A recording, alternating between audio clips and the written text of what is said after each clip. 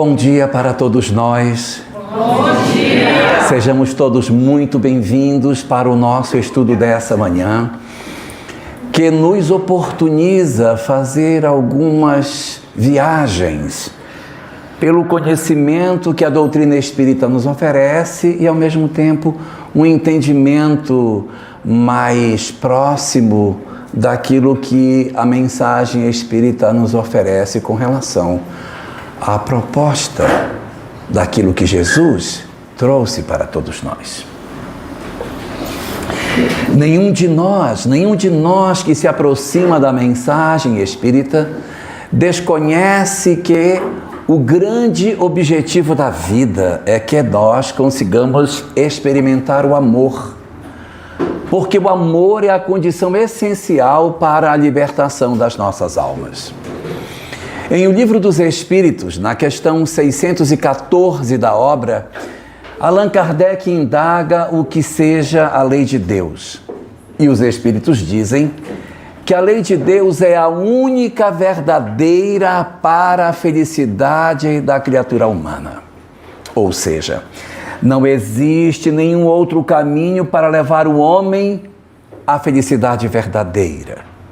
Podemos encontrar caminhos alternativos que nos façam experimentar alegria, mas felicidade no sentido pleno que a palavra representa, só a proximidade da criatura humana com a lei de Deus é que pode oferecer isso. Então, esta questão de O Livro dos Espíritos nos resume da seguinte forma: enquanto nós não nos aproximarmos da lei de Deus, nós não conseguiremos encontrar a felicidade, Mary. Não será possível que nós sejamos espíritos felizes enquanto nós não descobrirmos os propósitos superiores da vida. Então, exatamente para que os espíritos consigam alcançar essa perspectiva, para que os espíritos consigam ter esse processo de descoberta espiritual, Deus, o nosso Senhor, Ele, quando nos cria, coloca dentro de nós a sua lei. Segundo a questão 621 do Livro dos Espíritos, a lei de Deus já está colocada dentro de nós. Nós temos que viver essa lei. Mas esta lei já está posta dentro de cada um de nós quando somos criados.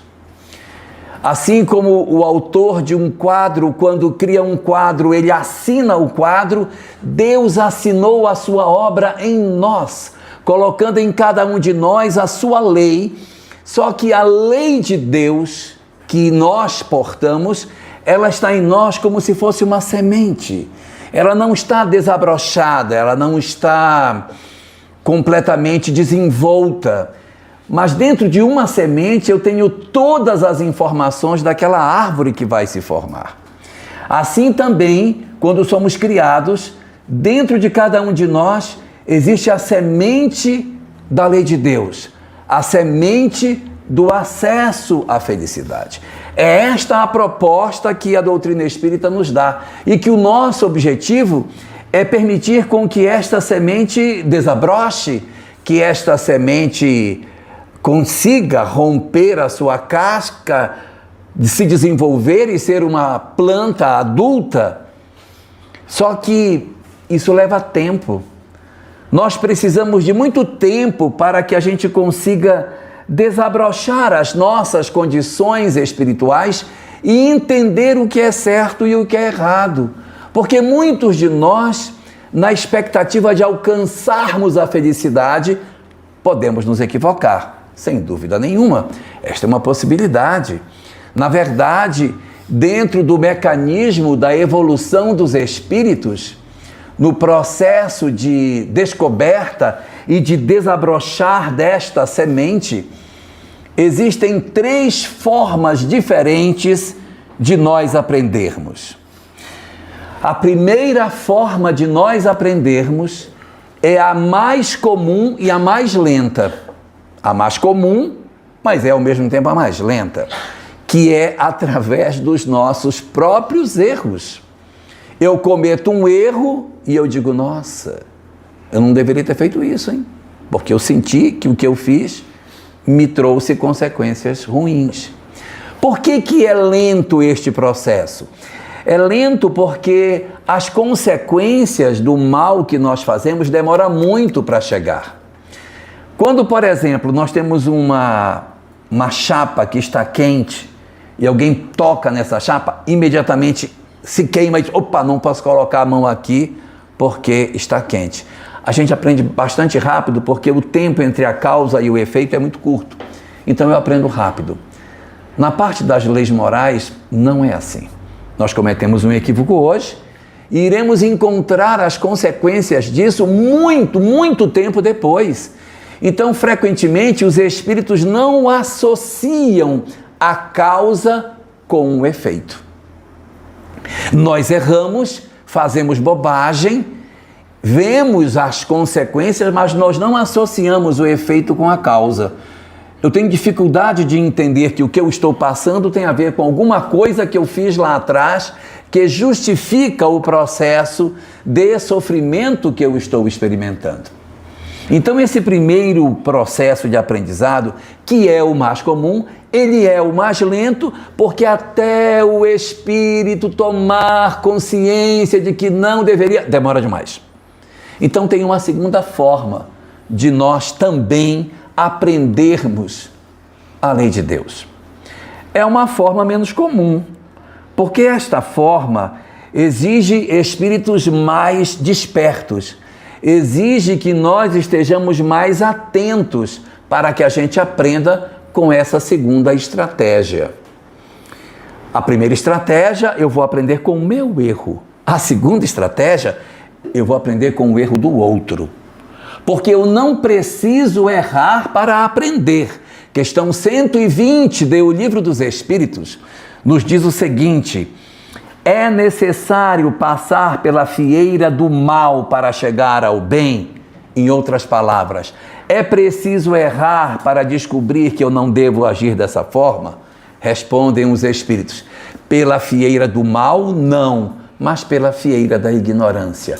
Eu preciso descobrir as coisas. E eu posso descobrir com a minha própria queda, com o meu próprio erro, com a minha própria dor, mas eu posso olhar outra pessoa e dizer, isso aí não é bom, não vou fazer. Porque eu vi que fulano, por exemplo, se suicidou e as consequências não foram as melhores. A família se desorganizou, ele se achava não amado, mas na verdade o movimento dele de partida destroçou o coração da mãe, destroçou o coração do pai, deixou a família profundamente sequelada. E ele, espírito, não morreu, continuou vivo, encontrando as consequências do equívoco que praticou. É claro que todos os espíritos caminharão para a felicidade. E os espíritos que experimentam o suicídio também caminharão para a felicidade, sem sombra de dúvida. Eles também terão essa oportunidade. Só que vai demorar mais, um pouquinho mais, e uma coisa que desestimula até o suicídio é que a causa que provocou o suicídio vai voltar. Então, se a pessoa se suicidou porque ela teve uma doença muito grave e ela se suicida, aquela experiência vai ter que reaparecer. Então a pessoa vai se dar de encontro com a mesma história que ela quis fugir. Então não adianta nós tentarmos fugir do suicídio, porque quando eu saio por esta via, eu automaticamente, numa próxima existência, terei que reencontrar as mesmas experiências que eu fugi. Ah, foi a falência? Então vamos ter uma falência. Ah, foi um abandono? Vamos ter um abandono. Eu preciso provar para mim mesmo que sou capaz. Melhor alternativa, passar só uma vez. Porque a desistência vai nos levar novamente, Jennifer, para a mesma experiência numa próxima existência. Então eu não preciso me suicidar para saber disso. Eu posso olhar os outros e dizer, olha, o que aconteceu não foi legal. E em cima desta estratégia, eu tomar a compreensão de que eu não posso me equivocar por essa via. Mas existe um terceiro instrumento do qual Deus também se vale para nos educar. Primeiro, pelos nossos próprios erros. Segundo, olhando os erros do outro. Mas mesmo quando a gente olha o erro do outro, eu preciso que alguém erre para que eu aprenda. Eu preciso que alguém cometa o erro para eu dizer, isso não era bom de fazer. Então existe uma terceira via, que é a melhor delas. É a mais extraordinária das três. Só que essa forma de nós aprendermos, nem sempre a gente aprende. Porque é a mais doce, é a mais serena de todas elas. Mas exige que nós estejamos atentos para que a gente consiga aproveitar essas oportunidades. Essa terceira forma chama-se ter alguém para nos apontar o caminho.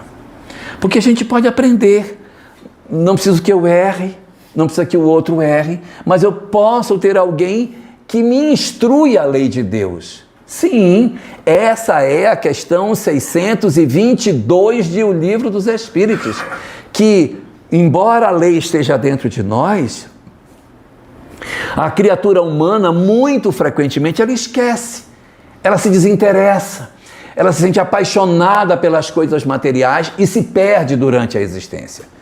Então, para que isso não aconteça, dentro da nossa história enquanto espíritos, existem determinados mentores espirituais que encarnam para dizer, o caminho é por ali que a gente tem que ir, essa é a rota que a gente tem que seguir.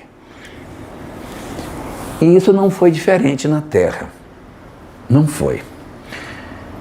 Quando a Terra se formou como planeta, um espírito foi designado para ser o nosso governador planetário. O que seria isso? Seria uma espécie de tutor de toda a população do planeta. Alguém que, em última instância, se responsabiliza pelo progresso de todos os que aqui estão. Então, quando um espírito ele se vincula ao planeta Terra, ele está vinculado também ao governador planetário, que seria a última instância de socorro a ele. Ele tem várias instâncias de espíritos benfeitores em seu benefício. Mas ele tem um governador planetário que tutela todo mundo. Esse governador planetário nós conhecemos com o nome de Jesus. Jesus, aquele Jesus de Nazaré, segundo a doutrina espírita, ele é o próprio governador planetário. O espírito que recebeu como missão cuidar deste planeta, isso há 4,5 bilhões de anos atrás. E ele tutela a história da Terra, ele cuida de todos nós desde este princípio. E aconteceu um fenômeno muito interessante no planeta há bastante tempo atrás, que foi o momento no qual a nossa humanidade experimentou uma mudança muito grande no desenvolvimento da criatura humana. Lá atrás, na pré-história, nós vivemos 2,5 milhões de anos num marasmo danado, a gente quase não aprendia nada. Nós éramos ainda do período do Paleolítico. Cadê a Sílvia que gosta de história? Então, no período Paleolítico, a criatura humana viveu muito tempo aprendendo apenas as coisas mais rudimentares. E de um momento para outro, conta a nossa história, que o homem deu uma guinada muito forte num período chamado Neolítico. Foram 2,5 milhões de anos no chamado Paleolítico, em que nós andávamos na savana, era o período da pedra lascada, a gente tinha pouquíssima capacidade de entendimento das coisas, nossa linguagem não era uma linguagem como a que temos hoje, andávamos sem nenhum tipo de vestimenta, morávamos nas cavernas, dominávamos o fogo, mas éramos muito primitivos. Só que há 10 mil anos atrás, houve uma mudança brusca. A humanidade aprendeu a fazer casas, começou a desenvolver cerâmicas, que a gente não sabia, começamos a entrar na idade dos metais, a idade do ferro, a idade do bronze, fazer ferramentas muito mais habilidosas, passamos a fazer roupas de couro, desenvolvemos armas muito mais poderosas. Isso só tem 10 mil anos que isso aconteceu. E a ciência, ela tem dificuldade de explicar como foi que houve essa mudança tão brusca na história da humanidade. E o Espiritismo nos diz que esse período do chamado Neolítico é um período marcado pela chegada de um conjunto de espíritos extremamente evoluídos que chegaram na Terra. Quem eram eles? Eram espíritos muito inteligentes, mas apesar de serem muito inteligentes, eram espíritos bastante atrasados do ponto de vista moral. E como eles eram muito atrasados moralmente, eles vieram para cá. E o nosso governador planetário, o nosso Cristo planetário, aquele que mais tarde encarnaria com o nome de Jesus, recepcionou esses espíritos. E disse para eles: eu vou distribuir vocês no planeta. E garanto a vocês dar todo o suporte para que vocês consigam se libertar. Que vocês consigam se aprimorar espiritualmente. Porque em termos de conhecimento intelectual vocês estão ótimos, mas em conhecimento moral está muito ruim. Então o que é que eu vou fazer? Em cada lugar onde vocês nascerem, eu mandarei um mensageiro meu para levar uma mensagem para vocês sobre a lei de Deus. Porque se lá no planeta que eles estavam, eles não conseguiram entender a lei de Deus, não era aqui, onde não tinha nada, que eles iriam seguir a lei de Deus. Então o governador planetário estabeleceu com eles que ele enviaria mensageiros para que trouxessem a esses espíritos, em particular, repito, em particular, uma mensagem que atendesse à capacidade intelectual que eles tinham.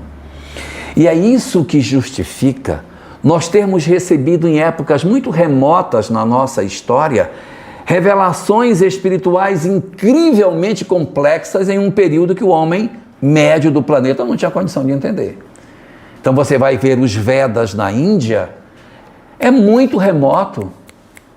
Tem mais de 6 mil anos que os Vedas foram constituídos e a humanidade não conseguia entender.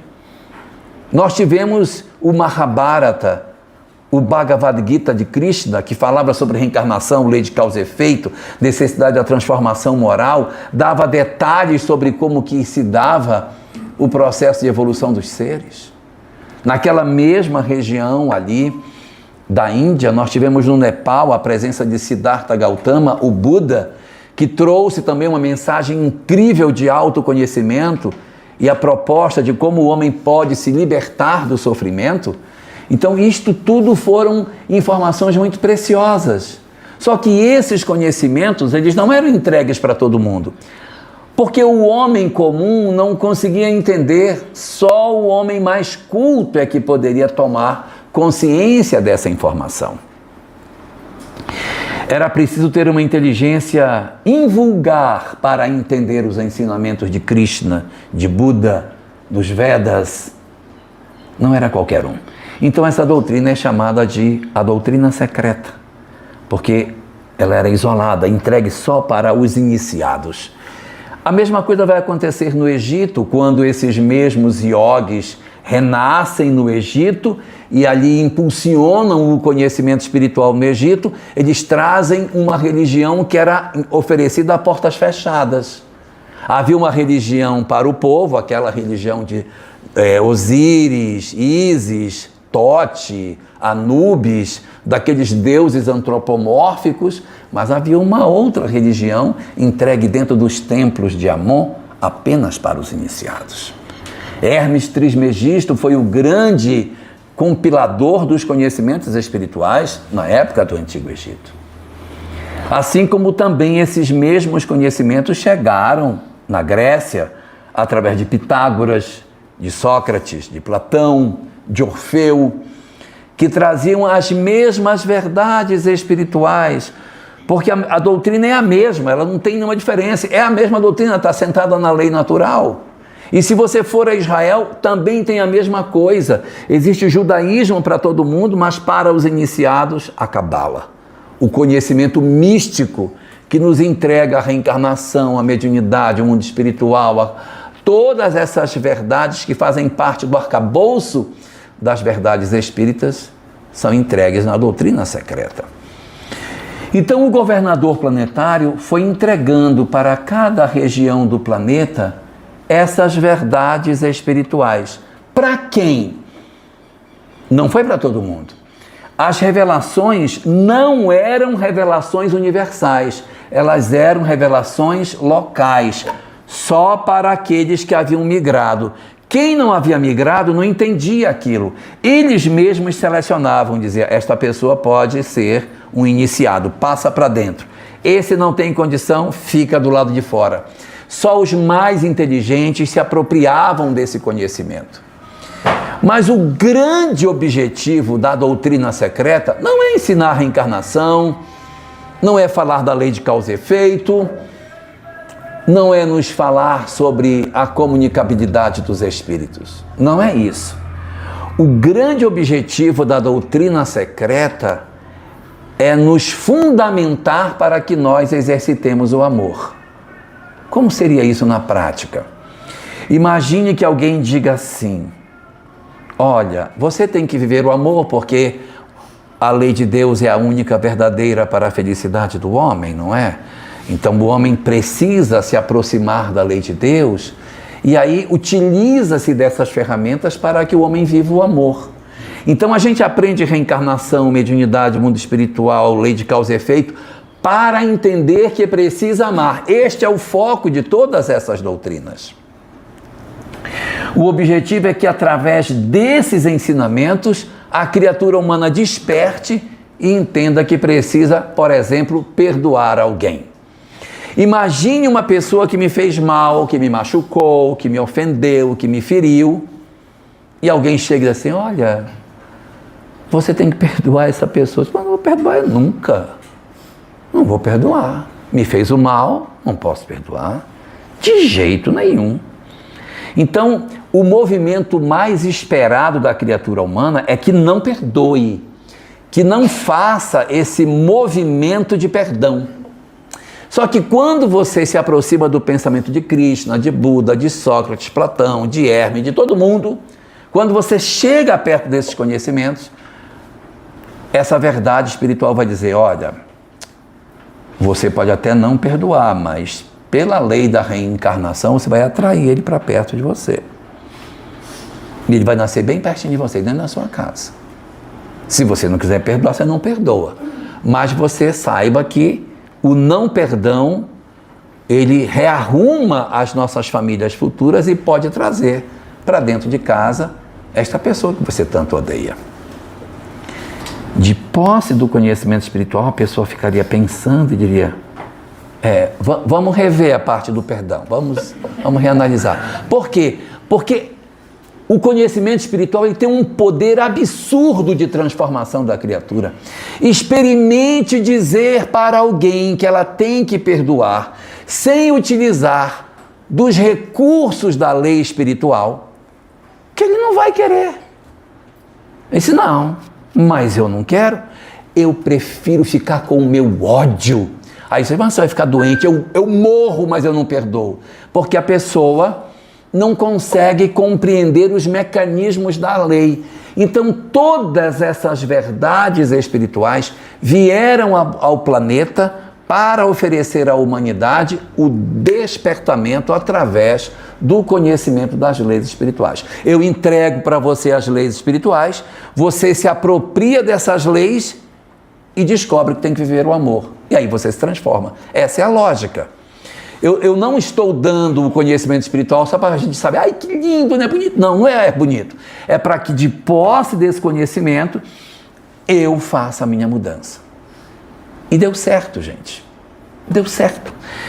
Porque na medida em que esses reveladores todos chegaram, Krishna, Buda, Hermes, Sócrates, Pitágoras, a Cabala, os Vedas, todos esses saberes foram entregues, As pessoas que se apropriavam desse saber diziam, gente, eu tenho que perdoar esse cara.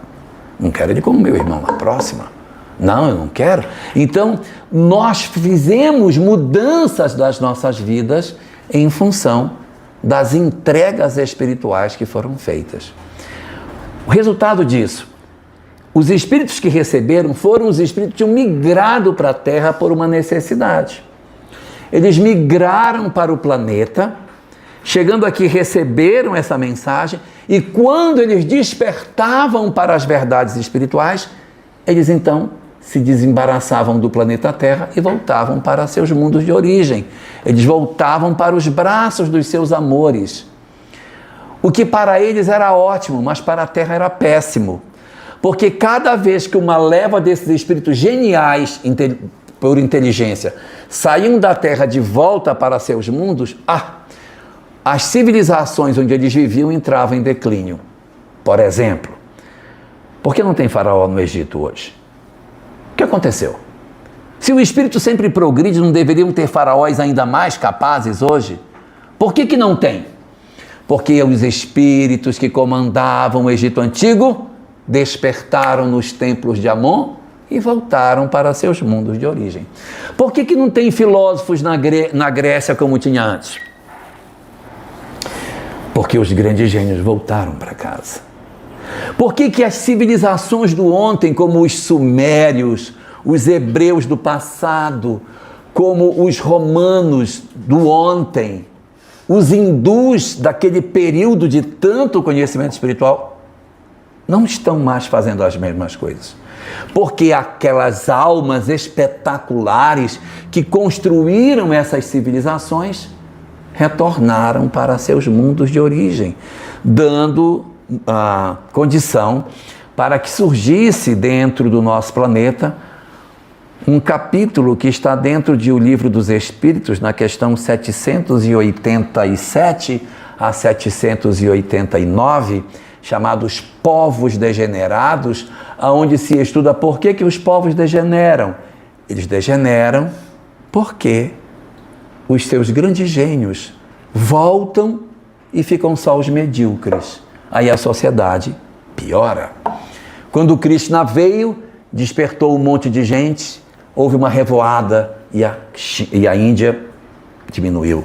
Quando Sócrates veio, uma revoada na Grécia. Quando Hermes veio, uma revoada no Egito. E assim, cada um desses homens foram oferecendo a possibilidade de retorno. E a humanidade terrestre foi ficando cada vez mais pobre de gênios, porque os nossos grandes iluminados voltaram para seus mundos de origem. Foi quando o governador planetário, observando o que estava acontecendo, disse: está na hora de nós oferecermos à humanidade agora uma revelação que não é mais só para um povo, uma revelação universal. E a primeira das revelações universais que foi entregue para a humanidade é aquela que Moisés trouxe.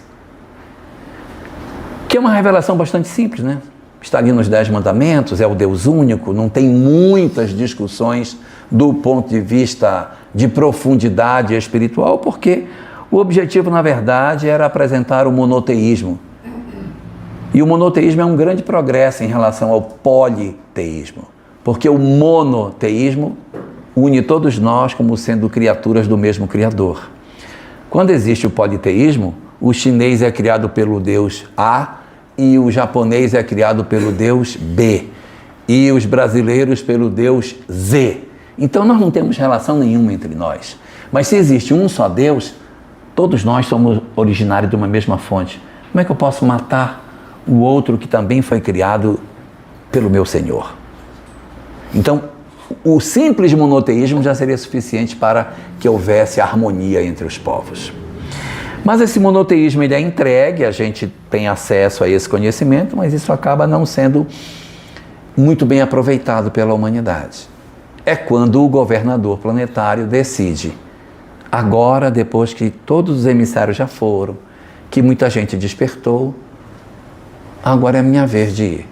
Agora eu vou entregar a mensagem da lei de Deus para a humanidade. Só que tem um detalhe, né? A humanidade muito ignorante, desprovida de conhecimentos intelectuais, não conseguiria receber as verdades sobre a reencarnação, sobre a mediunidade, o mundo espiritual e todo o aporte das doutrinas de Krishna, de Buda, de Sócrates, todo mundo. Não dava para entregar. E aí a gente pode pensar assim, vai dar errado a missão de Jesus. Vai dar errado por quê? Porque até hoje, todo mundo que entregou a lei de Deus, entregou com todas as ferramentas das leis espirituais. Como é que você vai dizer para uma pessoa para ela perdoar e não vai falar de reencarnação? Não vai dar certo. Não tem como dar certo. Porque eu vou dizer para uma pessoa, olha, você tem que perdoar o seu inimigo. Mas baseado em quê, meu amigo? Não é, se não for baseado na reencarnação, é difícil demais que alguém queira servir isso. E o Cristo planetário disse, eu vou levar a doutrina para todo mundo, não entregarei tudo porque eles não têm condição de absorver, mas vai dar certo. Eu imagino que quando isso foi decidido, o grupo que fica perto de Jesus deve ter dito para esse chefe, não vai dar certo, não vai funcionar. Como que o senhor vai convencer uma pessoa a perdoar se não disser que tem reencarnação? Que tem que amar o próximo sem reencarnação? Com reencarnação fica fácil de dizer, olha meu amigo, é por aqui que a gente vai. Olha, se você não fizer por aqui, vai dar um problema lá na frente. Mas sem isso, Senhor, vai ser uma catástrofe. Mas o Cristo planetário disse, eu usarei uma ferramenta diferente e vai dar certo. E deu. Qual foi a ferramenta que Jesus utilizou para que a sua doutrina levasse as pessoas a perdoar sem que ele explicitasse a reencarnação, a mediunidade, o mundo espiritual, a lei de causa e efeito? Qual foi a estratégia que o Cristo utilizou para inocular nas pessoas que elas tinham que amar, que tinham que perdoar? Ele usou como instrumento aquilo que aquele filósofo brasileiro goiano fala, o Zezé de Camargo. Ele disse, é o amor. É o amor. O que Jesus fez?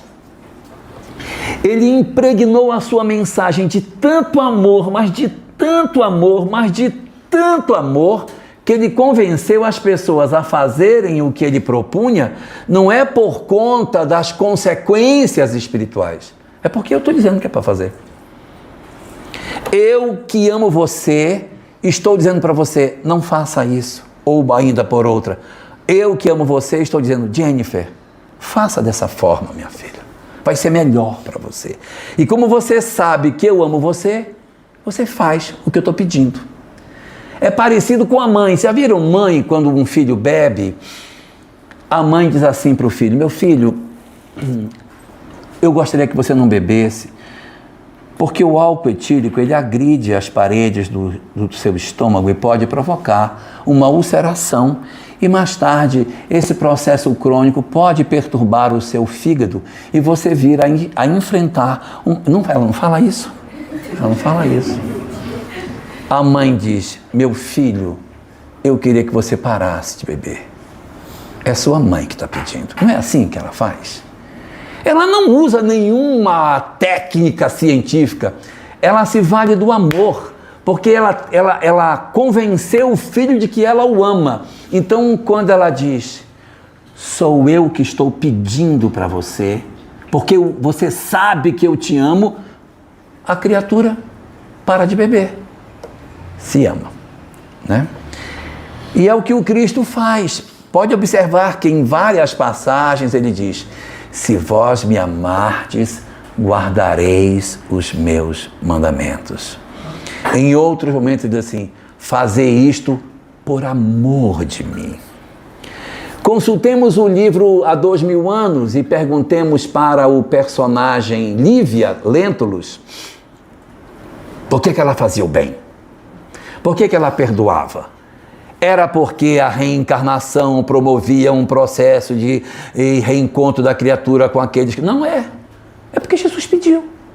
O mestre ensinou que é assim. Então veja a estratégia do governador planetário. O governador usou o amor como um instrumento. E disse, eu não vou entregar tudo que vocês não vão suportar. Mais tarde eu vou passar o pedacinho que está faltando da doutrina secreta. Por enquanto, eu vou entregar para vocês isso, porque isso aqui é suficiente.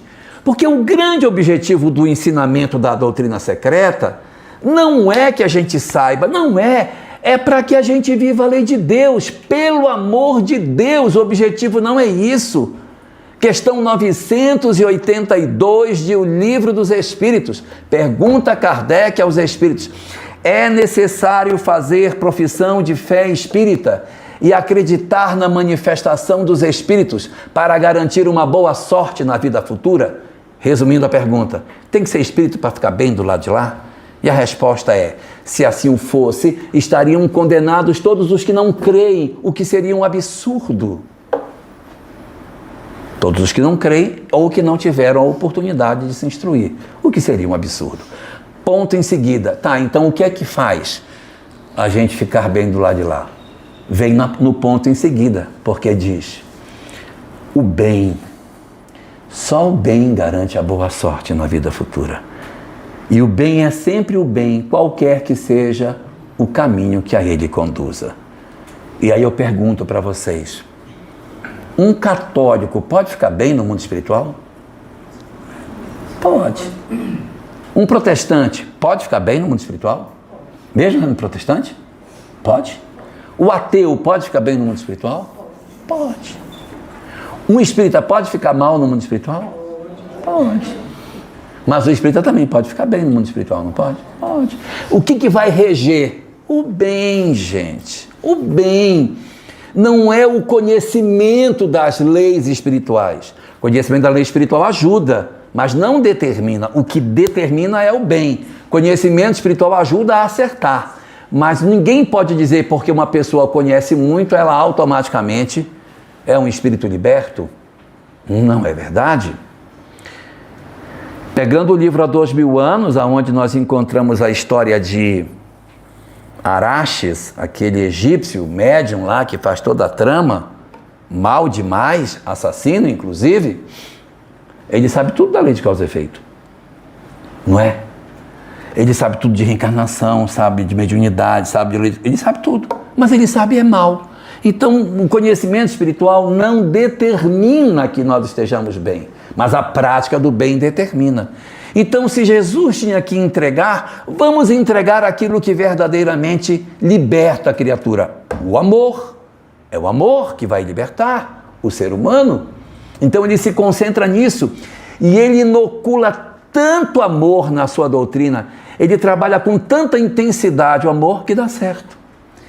Ele faz com que as pessoas, mesmo sem o conhecimento espiritual, vivenciem o amor. Isso é espetacular.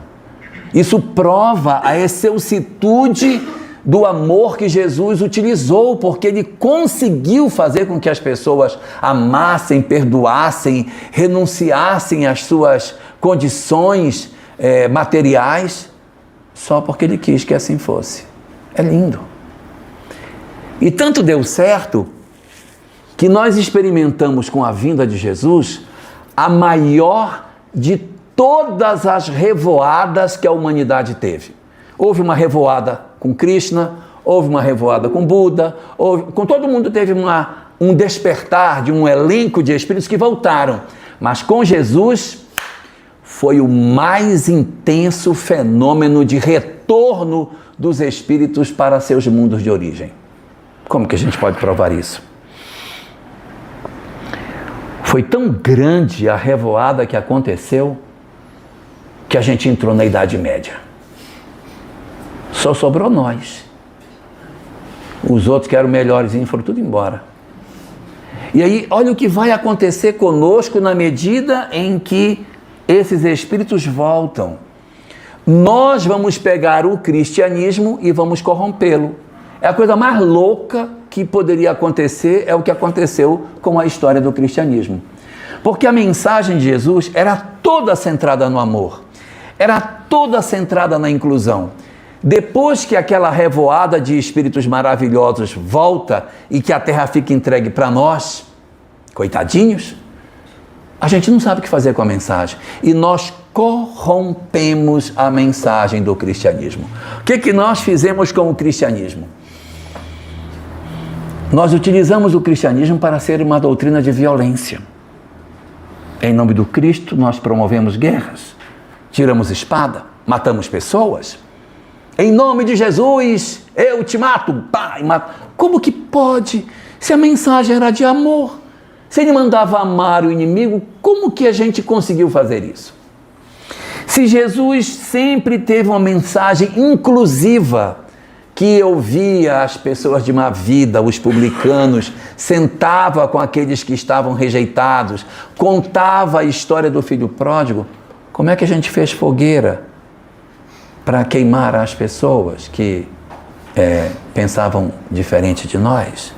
Como que a gente conseguiu fazer isso, pelo amor de Deus? Como que a gente conseguiu? Como é que a gente conseguiu pegar a mensagem de Jesus, que era toda voltada para o amor, e transformamos esta mensagem numa mensagem de violência? É muito triste isso. E o que é mais triste é que alguém poderia dizer assim: ah, mas isso aí foi período lá que teve esse problema lá, né? Ficou lá 10 anos desse jeito. O pessoal vacilou. E não foram 10 anos. Foram mais de 1.400 anos fazendo isso. Então deu tempo de descobrir que estava errado. Dizer, gente, vamos parar. Vamos arrumar. Nós não fizemos. E alguém poderia dizer, não, mas isso foi só um pedacinho de região. Só um pedacito. Não é. Foi a Europa inteira. Foi a Europa inteira desse jeito. E eu ainda poderia dizer, não, mas não foi todo mundo. Era porque era todo mundo. Nós achávamos que estava certo. Quando uma pessoa era sentenciada para ir morrer na fogueira, ia todo mundo assistir. Assistir o outro ser queimado. Em nome de Jesus. Em nome do amor. E a gente, quando fala isso, não está criticando ninguém. Nós estamos falando de nós mesmos. Porque fomos nós, em outras existências, que fizemos esse tipo de excesso. Então, a humanidade, em nome do Cristo, cometeu absurdos inimagináveis. Nós perseguimos todos os que pensavam religiosamente diferente. Nós matamos os muçulmanos, nós matamos os judeus, nós perseguimos depois os cristãos, torturamos, arrancamos unha, quebramos pernas, matamos pessoas, confiscamos os bens. Se alguém tiver dúvida, procure o livro Dramas da Obsessão, de Dona Ivone do Amaral Pereira, e veja o que nós fizemos durante esse período da nossa história. Fizemos muitos desatinos nessa época, cometemos uma série de loucuras em nome da religião, contra a religião. Mas quem dera que a gente só tivesse perseguido o campo religioso. Nós perseguimos o campo científico, os cientistas que foram mortos, Giordano Bruno queimado na fogueira, porque disse que tinha vida em outros planetas. Foi queimado, 30 anos ele tinha. Nós perseguimos os filósofos, nós queimamos as obras dos filósofos, nós matamos Hipátia, a grande matemática grega. Nós fizemos uma série de estragos no campo da ciência, da filosofia, da religião, da arte não foi diferente. Nós perseguimos os artistas que por algum motivo apresentavam ideias que colidiam com o pensamento dominante. Foi muito ruim. O cristianismo se tornou uma doutrina de violência, de intolerância, o que é uma loucura, porque se era uma doutrina de amor, nunca poderia ser uma doutrina de violência. E se era uma doutrina de inclusão, nunca poderia ser uma doutrina que fosse fazer a exclusão das pessoas. Depois de tantos séculos de opressão, de perseguição, de equívoco, sem que a humanidade tomasse nenhuma atitude nesse sentido, nós vamos encontrar a humanidade fazendo uma mudança incrível. Quando chega no último quartel do século XVIII, ocorre uma revolução, a Revolução Francesa, 1789. E as pessoas, quando falam da Revolução Francesa, gostam de falar da Revolução Francesa pela deposição do rei, pela decapitação de Luís XVI, de Maria Antonieta, aquela coisa, como se tivesse sido apenas uma mudança do ponto de vista político, mas não foi. A Revolução Francesa representa também uma mudança no campo religioso, filosófico, porque com a Revolução Francesa houve um golpe de morte no cristianismo. O cristianismo perseguiu tanto tempo a ciência, perseguiu tanto tempo a religião, que quando chegou na Revolução Francesa veio o golpe. O cristianismo foi expulso da França. A religião foi defenestrada da França e em seguida da própria Europa. Iniciou-se um movimento de perseguição a tudo aquilo que era religioso. E a gente entende por quê. Por que isso aconteceu? Porque a religião perseguia os filósofos, a religião perseguia os cientistas, tinha uma mensagem extremamente castradora, hipócrita. Nós tínhamos uma religião extremamente voltada para os interesses das criaturas em termos materiais. Então chega um momento em que os pensadores do século XIX dizem, não, religião é um problema para a humanidade. Esse cristianismo aí, então, isso é a pior coisa que poderia existir. Ele tem que ser retirado da nossa história. Existe um pensador alemão chamado Ludwig Feuerbach. E esse cara, ele é o grande iniciador da proposta. A religião tem que ser destruída no planeta, porque isso é um problema. Isso é uma coisa terrível que a gente tem. Nós temos que construir a sociedade sem Deus. E os vários pensadores do século XIX se apoiam no pensamento de Feuerbach e constroem, sim, uma sociedade avessa a tudo aquilo que é religião. Qual era a proposta do século XIX? O homem do século XX será um homem muito mais feliz, porque o homem do século XX vai ser um homem longe da religião, porque a religião é um problema. Então, no século XX, nós seremos maravilhosamente felizes, porque nós iremos construir uma sociedade sem Deus, sem os tabus da religião, e vai ser uma sociedade linda, nós vamos ser todos maravilhosos, e vamos ver uma sociedade extraordinariamente feliz, porque não teremos mais as peias da religião. Essa foi a promessa do século XIX. A crença dos homens do século XIX é que o século XX seria um século maravilhoso.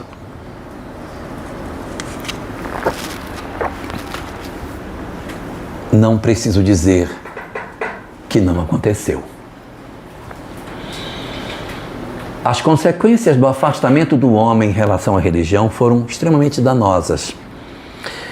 No livro A Libertação do Sofrimento, Joana de Ângeles analisa conosco dizendo o seguinte: o homem do século XIX poderia ter perseguido e retirado o fanatismo, e estaria correto se tivesse feito. O homem do século XIX poderia até ter tirado a religião. Poderia, porque sem religião a gente vive. Mas ele tirou o fanatismo, ele tirou a religião, e tirou algo que nunca poderia ser retirado da criatura humana. Ele tirou a espiritualidade. Ele negou que nós somos um espírito imortal. Ele negou a existência de Deus. Ele negou os princípios mais basilares da nossa sociedade. E é a primeira vez na história do planeta que nós iremos viver um período sem religião e sem espiritualidade. Pode pesquisar os povos antigos, todos tinham religião. O único período da história da humanidade em que nós não temos religião como pensamento, como proposta, é agora, a partir do século XIX. Nós somos fruto desse experimento sociológico que está sendo feito. Como é que seria uma sociedade sem Deus? Está aí o que é que ela é. Eu nem preciso me perder tempo falando. Nós nunca tivemos tanta depressão como nós temos hoje. Nós nunca tivemos tanta ansiedade como nós temos hoje. Nunca houve tanto vazio existencial como nós temos hoje. Nunca houve tanta ideação suicida e as taxas de suicídio só crescendo. Nunca houve tantos traumas emocionais em função do afrouxamento dos laços de família. Nós só não sabemos o quão doente nós estamos porque boa parte de nós está medicada.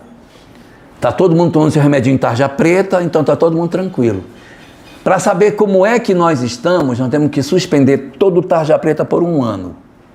Aí vamos ver como é que... Aí eu vou saber. Farmacêutico. Vamos suspender toda a medicação que está ligada aos transtornos emocionais por 1 ano, para a gente saber se a gente está bem ou se está mal. Porque os nossos avós não tinham esse tipo de recurso. E qual era a ferramenta que eles usavam? A ferramenta deles era a fé. Nós retiramos o calço da fé, a sociedade agora está perdida. Ela não sabe como se organizar nesse momento que nós estamos vivendo. O que será da humanidade perdida sem uma referência? Exatamente como resposta a esse período que nós nunca tivemos antes na história da humanidade. Exatamente para responder a essa ansiedade que a criatura humana hoje vive, a literatura espírita nos oferece uma quantidade significativa de obras que nos mostram as leis espirituais que Jesus não entregou. Lembra que ele disse: entregarei depois, mandarei um consolador para entregar o que hoje não podeis? Pois é, o Espiritismo veio e ofereceu o resto que faltava da doutrina secreta: a mediunidade, o mundo espiritual, a reencarnação, todas essas informações sobre a lei de causa e efeito, todos esses mecanismos sobre a evolução e a necessidade do amor, dando sentido à palavra de Jesus. E hoje a situação está formada. Nós já temos uma sociedade adoecida, nós já temos uma sociedade extremamente enferma, e o conhecimento que o Espiritismo nos trouxe, nem sempre ele consegue ser compreendido pelas pessoas como sendo um chamamento para o amor, para uma descoberta de quão valiosa é a mensagem de Jesus. Às vezes, a gente fica perdido só estudando lei de causa e efeito, olha, mediunidade, olha, que tipo de mediunidade tem? Eu tenho mediunidade tal, porque tenho mediunidade... E aí esquece da transformação, esquece do amor.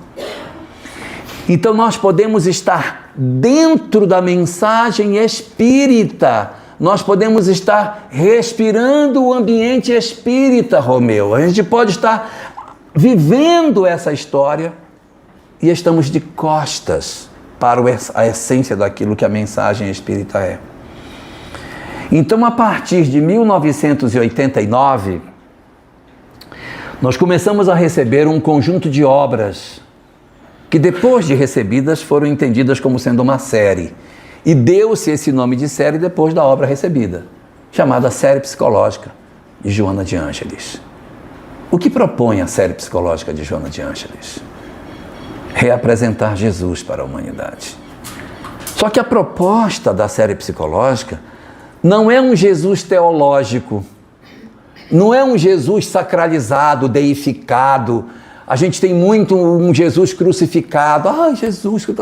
Não, a proposta de Joana é o Jesus descrucificado. É nós enxergarmos Jesus com uma outra leitura. E sabe qual é a leitura que Joana nos entrega? De qual é o perfil mais adequado para Jesus?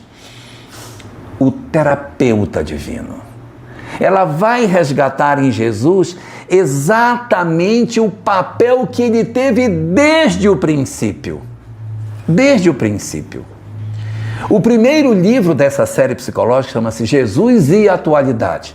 São 20 problemas da atualidade e as 20 falas de Jesus conectadas com cada um desses problemas.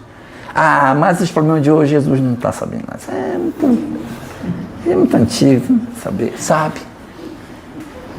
As pessoas têm ansiedade, aí vai no psicólogo. Meu amigo, pelo amor de Deus, eu não aguento mais de ansiedade, não tenho mais nem unha para roer. eu não durmo à noite, eu estou aflito, e eu pego meu carro e eu rodo, quando eu volto para casa, aquela angústia não some, pelo amor de Deus, me ajuda. Aí o psicólogo senta aí. Olha, o que acontece com você? Você está querendo resolver a vida toda num dia só? Você tem que focar no dia que você está vivendo. Não adianta você ficar preocupado, porque daqui a 30 anos, 40 anos eu vou morrer. Como é que vai ser? Daqui a 40 anos a gente resolve. Isso não é agora. Foca no teu presente. Olha para o agora que você está vivendo. Aí eu vou e pago a consulta. Ai, Caio, o psicólogo me ajudou tanto, gente. Ai, disse coisa tão boa. Pois é, se você abrir o evangelho, está lá. Não vos afadigueis, porque o dia de amanhã. Não vos afadigueis com o dia de amanhã, porque o dia de amanhã cuidará de si mesmo. Basta a cada dia o seu mal. Olha as aves do céu que não semeiam, não plantam, não recolhem, não guardam em celeiros, e vosso Pai as alimenta. Não valei vós mais do que as aves?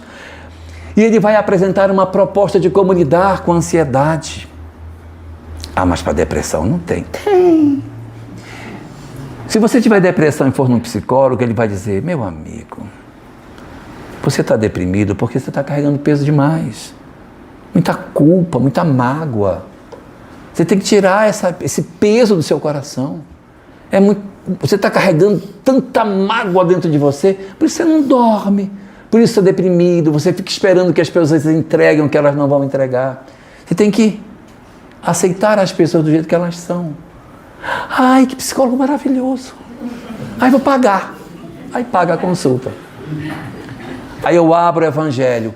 Vinde a mim todos os que vos achais cansados e aflitos, e eu vos aliviarei. Que o meu fardo é leve, o meu jugo é suave. Por que o fardo dele é leve? Porque ele não carrega culpa.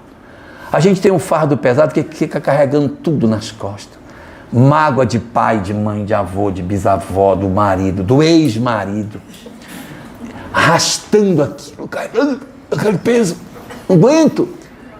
Então, enquanto eu carregar peso, vai ser difícil. Então, tem que aprender a soltar. Aí a gente vai no psicólogo, eu estou com um problema. Abandono. Minha mãe me abandonou, meu pai me abandonou, todo mundo me abandonou, eu não sei mais o que eu faço.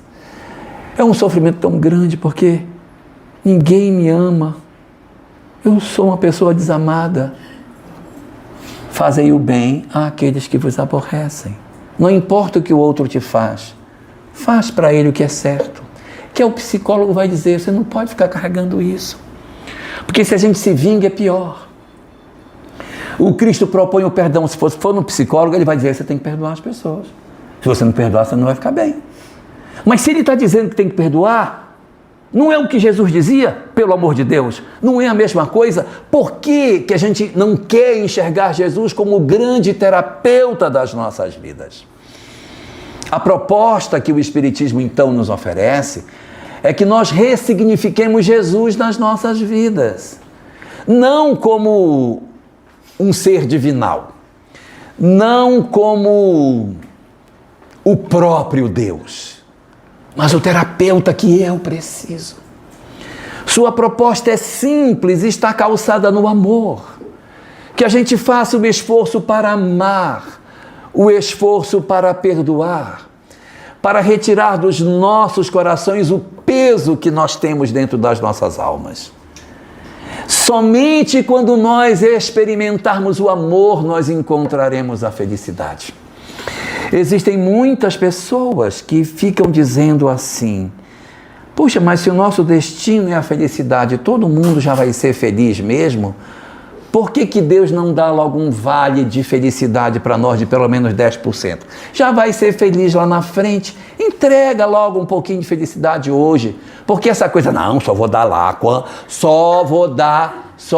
igual a mãe faz, só vai comer a sobremesa se comer tudo. Então Deus só vai dar a felicidade depois que eu evoluir. Não é assim. É porque a felicidade é o fruto da evolução. Na introdução do livro Conflitos Existenciais, que é a obra 13 da série psicológica, ela diz lá na introdução o seguinte, que a felicidade ela é uma conquista, ela não é um dom gratuito, então você tem que conquistar. E como que a gente conquista a felicidade? Através do amor. É a vivência do amor que me faz ser feliz. Quando eu guardo mágoa, tenho ódio, ressentimento, não durmo à noite, tenho palpitação, fico andando pelo quarto, acordo, vou na geladeira, como, volto, nível de cortisol lá em cima, não vai conseguir ser feliz. Não vai. Eu tenho que entender as leis espirituais. O Buda dizia o seguinte: a única forma de se libertar do sofrimento é tendo conhecimento espiritual. É a única forma. Se você não tiver conhecimento espiritual, não se liberta do sofrimento. Tem que saber que tem reencarnação, tem mundo espiritual, tem que saber de lei de causa e efeito, senão não liberta. Jesus dizia: conhecereis a verdade e a verdade vos libertará. Conhecereis a verdade espiritual e vos libertará do sofrimento. Então eu preciso deste conhecimento para me libertar. Eu preciso aprender a perdoar, a entender que a vida é muito mais do que a existência, que tudo que passamos aqui é transitório, que o objetivo nosso na existência é nos reconciliarmos com as pessoas, é perdoarmos aos outros, é fazermos tudo o que nós pudermos para que a gente alcance a verdadeira felicidade espiritual. Esse é o sentido que a doutrina espírita nos entrega sobre Jesus. Ressignificá-lo das nossas vidas como grande terapeuta dos nossos corações.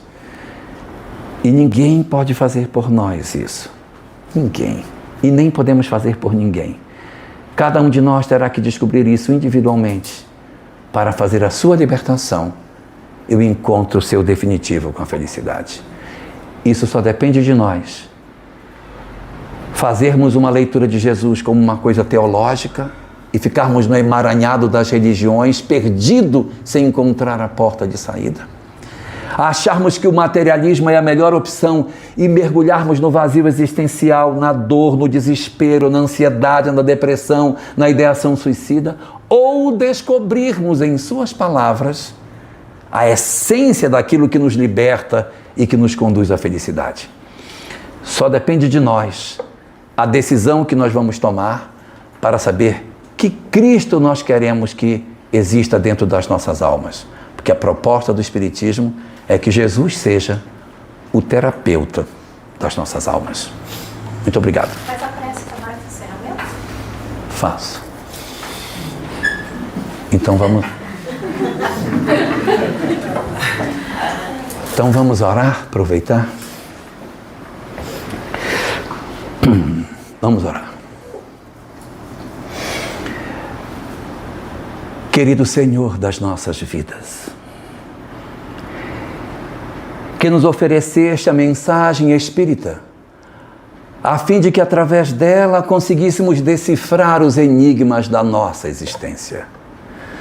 Nós te rogamos, Senhor, ajuda-nos a que consigamos entender de maneira mais clara os laços familiares que tu nos ofereceste, para que desenvolvêssemos a nossa capacidade de amar.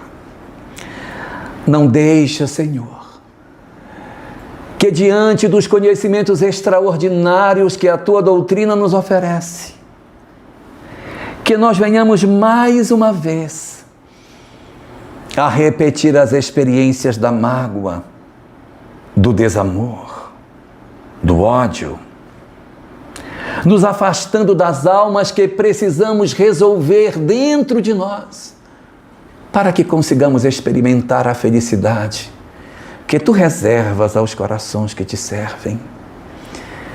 Deixa, Senhor, com que cada um de nós perceba que no lar onde vive existem as almas que precisamos aprender a conviver, a desenvolver as nossas potencialidades espirituais, para que os dramas, a violência que existe dentro de nós há tantos séculos, enfim, se dissipe nas experiências do amor. Retira, Senhor, das nossas almas a mágoa. Ensina-nos a dizer não e a dizer sim, com amor. Ensina-nos a perdoar aqueles que nos feriram, por entendermos que nós precisamos de novas histórias e não queremos mais repetir as mesmas experiências. Deixa que o conhecimento que teu Filho Jesus nos ofereceu venha cicatrizar as feridas das nossas almas e que Ele, como médico divino das feridas espirituais, estenda as suas mãos para nos curar das nossas dificuldades, das chagas que ainda trazemos em nós e que constrói a história de vida que temos.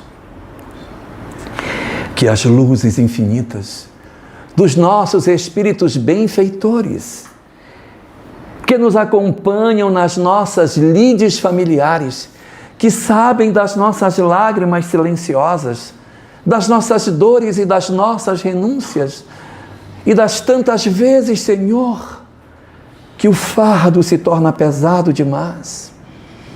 Facilita com que esses mentores tenham mais acesso a nós, não permitindo com que a mágoa nos cegue, mas deixa com que tenhamos a lucidez para decidir com acerto, dizendo sim quando for necessário e aprendendo a dizer não com amor, para que sejamos libertos verdadeiramente. Que as luzes da Tua misericórdia estejam sobre as nossas vidas, nos permitindo aproveitar a experiência que estamos tendo agora de posse do conhecimento espírita, com todo esse poder de transformação que ele tem. Assim, Senhor, neste momento que Tu nos concedes, deixa-nos agradecer-Te por esse manancial de conhecimentos que Tu nos ofereceste e apenas Te rogar que Tu nos ajudes para que nós não desistamos de nós próprios, porque sabemos que Tu nunca desistirás de nós, mas Te rogamos, Senhor, ajuda-nos para que nós consigamos dar bom termo a todas as experiências que a vida nos oferece. Que o Teu amor esteja conosco e a Tua paz ilumine os nossos corações e as nossas decisões de posse dos ensinamentos de Jesus. Muito obrigado, Senhor.